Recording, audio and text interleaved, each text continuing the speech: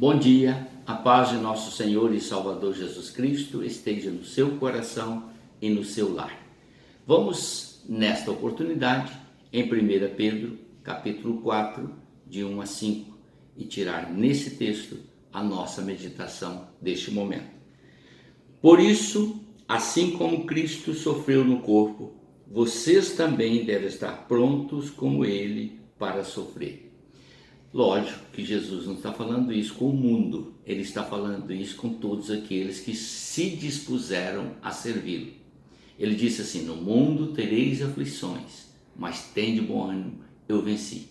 Agora Pedro está colocando esta palavra exatamente para reforçar a palavra que o Senhor Jesus deixou. Então está dizendo a mim e a você, a vida cristã, ela vai exigir compreensão, dedicação e amor.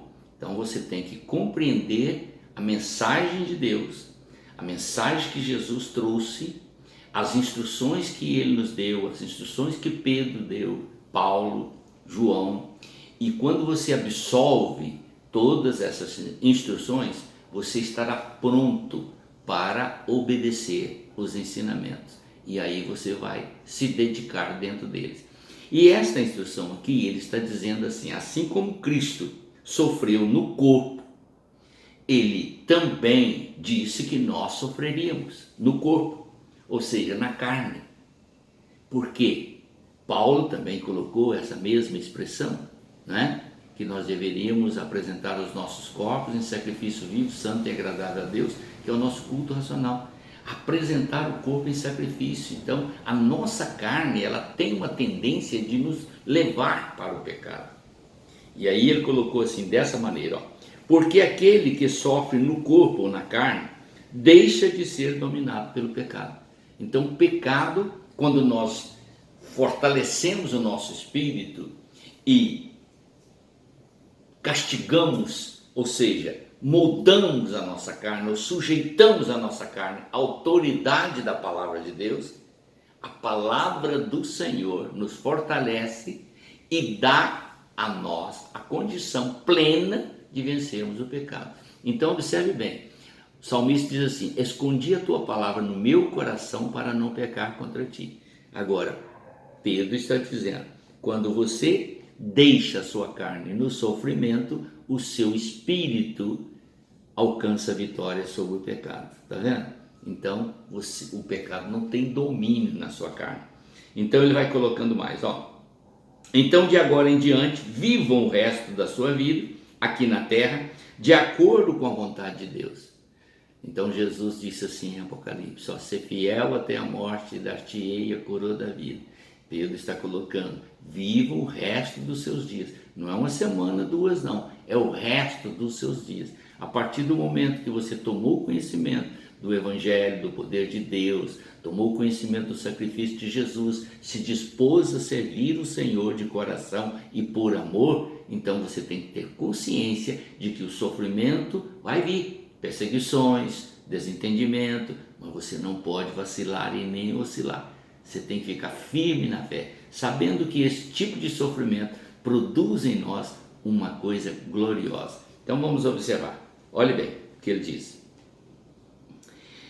No passado, vocês já gastaram bastante tempo fazendo o que os pagãos gostam de fazer. Naquele tempo, vocês viviam na imoralidade e nos desejos carnais. Está vendo? Lá no passado, vocês viviam antes de aceitar Jesus, né? Antes de aceitar Jesus, nós vivíamos no pecado, gostando daquilo que a gente fazia. Aí nós deixamos essa vida, abraçamos a fé em Cristo e passamos a viver com o Senhor Jesus. Agora, olha o que ele vai colocar para você entender. Naquele tempo vocês viviam na imoralidade. Tá vendo? Toda pessoa que vive na imoralidade está fora da obediência a Jesus. Nos desejos da carne, tá vendo? Se você não mortificar a sua carne, você vai viver constantemente em falta diante do Senhor. Nas bebedeiras, quantas pessoas se enveredam por este caminho e acabam trazendo transtorno para a sua vida, para o seu lar, para o relacionamento conjugal, para o relacionamento com os filhos. Nenhum filho gosta de ver um pai bêbado e nenhuma esposa gosta de receber o marido bêbado, né?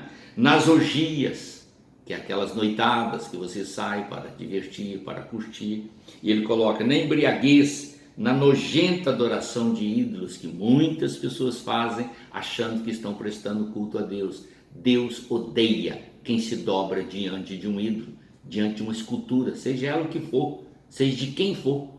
Somente o Senhor deve ser adorado, e isso em espírito e em verdade. E ele diz mais: e agora os pagãos ficam admirados quando vocês não se juntam com eles nessa vida louca e imoral. Nós vamos entrar num período triste agora.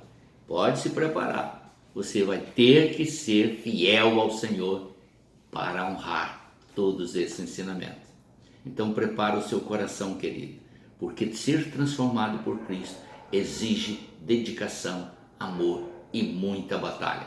Vamos lutar juntos? Eu estou aqui para incentivar você, e você aí para manter o nome de Jesus vivo como a luz que ilumina o mundo e a glória de Deus resplandecendo em nossas vidas. Amém? Vamos orar.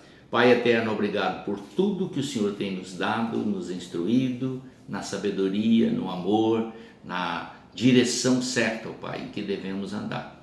O mundo não nos assusta, o pecado está apegado à nossa carne, mas nós temos de Jesus Cristo o poder para vencê-lo, e por isso pedimos, ó Deus, que o Senhor nos ajude nessa batalha contínua para darmos honra e glória ao Senhor, em nome do Senhor Jesus Cristo. Amém.